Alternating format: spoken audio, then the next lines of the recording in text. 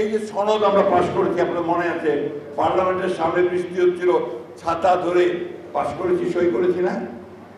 ওইখানে আমরা যে বিষয়গুলো সই করেছি সেখানে আমরা বলা হয়েছিল যে সব রাজনৈতিক দল যেগুলোতে একমত সেগুলো সব সই হয়ে গেল।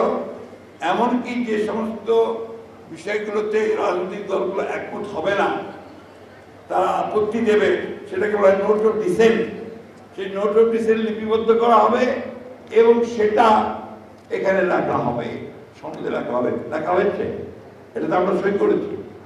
আর এখন ওনারা যেটা প্রস্তাব উত্থাপন করলেন প্রধান উপদেষ্টার কাছে, সেখানে ওই নোট অফ ডিসেন্টের কোনো কথাই নাই। আমাদের এই কথাগুলো বেমালো অনুবেদিত করেছে, তারা আবার নতুন করে কিছু কিছু ওখানে নিয়ে এসছে। এটা অন্যায়, এটা জনগণের সঙ্গে এটা একটা নিঃসন্দেহে প্রতারণামূলক কাজ। তারপরে কিন্তু দেখেন, একটা দায়িত্বশীল রাজনৈতিক দল হিসেবে আমরা একটা প্রেস কনফারেন্স করে বলেছি, আমরা রাস্তায় যাইনি, আমরা রাস্তায় দাঁড়িয়ে কোনো প্রতিবাদ করিনি, আমরা প্রধান উপদেষ্টার বাড়িও ঘেরাও করিনি, বা আপনার নির্বাচন কমিশনও ঘেরাও করিনি। একটি রাজনৈতিক দল তারা একটা জোট বানিয়ে আবার সেটা করছে, তারা বিভিন্নভাবে আপনার এই সরকারকে তারা বাধ্য করতে চায় যে তাদের কথাটাই শুনতে হবে। আমাদের কথা খুব পরিষ্কার, আমরা যেটা সই করেছি সেটা অবশ্যই আমরা সেটার দায় দায়িত্ব গ্রহণ করব, কিন্তু যেটা আমরা সই করিনি সেটা দায় দায়িত্ব আমরা গ্রহণ করব না। আমরা চাই যে এই বিষয়গুলো একটু আলোচনার মাধ্যমে সমাধান করা হোক। নির্বাচন তো যেটা ঘোষণা করেছেন 2026 সালের ফেব্রুয়ারি মাসে, ওই তখনই নির্বাচন হতে হবে। পিআর হবে কি হবে না ওটা আগামী পার্লামেন্ট সিদ্ধান্ত নেবে।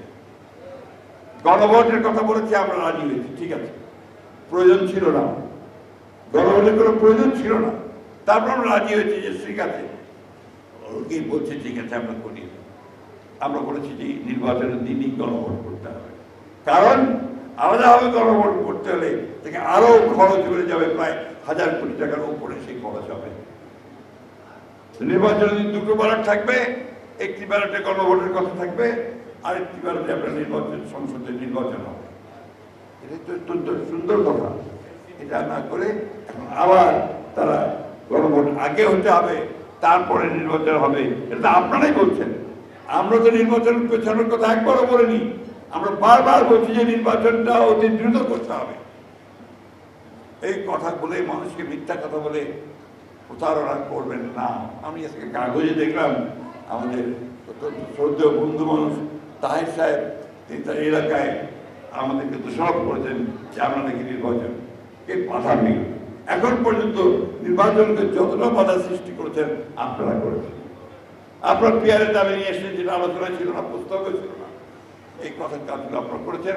জোট পাকিয়ে রাস্তার মধ্যে আন্দোলন করছেন এবং ধমক দিচ্ছেন আজকেই হতে হবে, তাহলে আমরা ইলেকশন হতে দেবো না। এটা হচ্ছে মানুষকে বোকা বানানো।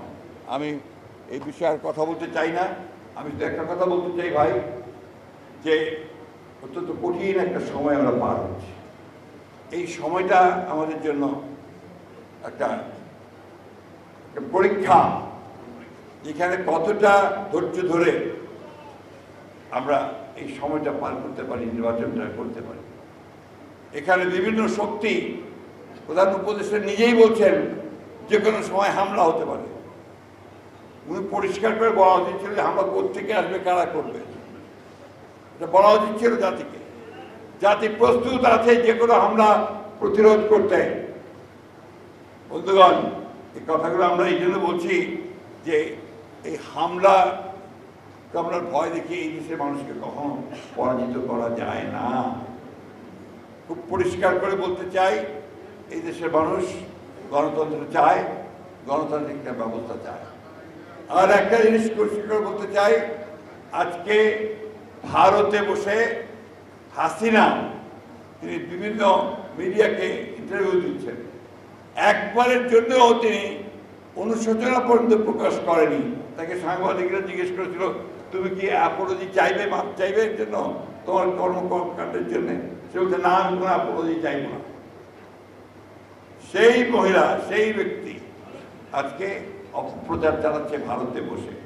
ভারত সরকারকে খুব পরিষ্কার করে আমরা বলতে চাই যে হাসিনাকে আপনারা বাংলাদেশে ফেরত দিন এবং তার যেখানে বাংলাদেশের আইনে যে বিচারের মুখোমুখি তাকে হবে সেই বিচারের মুখোমুখি করার ব্যবস্থা করে দিন।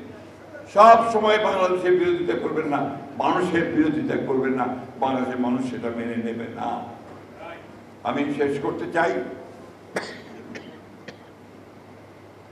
এই কথা বলে, বন্ধুগণ, আপনারা সবাই মুক্তিযোদ্ধা, আপনারা লড়াই করে যুদ্ধ করে দেশ স্বাধীন করেছেন এবং সেই জন্যই এই দেশ টিকে আছে। আজকে যে যাই বলুক কথা, আপনাদের যুদ্ধই ছিল এই দেশের মূল আপনাদের প্রতিষ্ঠার মূল কথা। সুতরাং এই দেশকে রক্ষা করার দায়িত্ব আপনাদের। আজকে যে সমস্ত শত্রুরা দেশকে ধ্বংস করবার জন্য, দেশের মানুষকে বিপদে ফেলার জন্য বিভিন্ন চক্রান্ত করার চেষ্টা করছে, আমরা জনগণকে সঙ্গে নিয়ে শহীদ প্রেসিডেন্ট জিয়া রহমানের সমস্ত চক্রান্তকে ব্যর্থ করে দেবো ইনশাআল্লাহ। দেশে গণতন্ত্র প্রতিষ্ঠা করবো ইনশাআল্লাহ।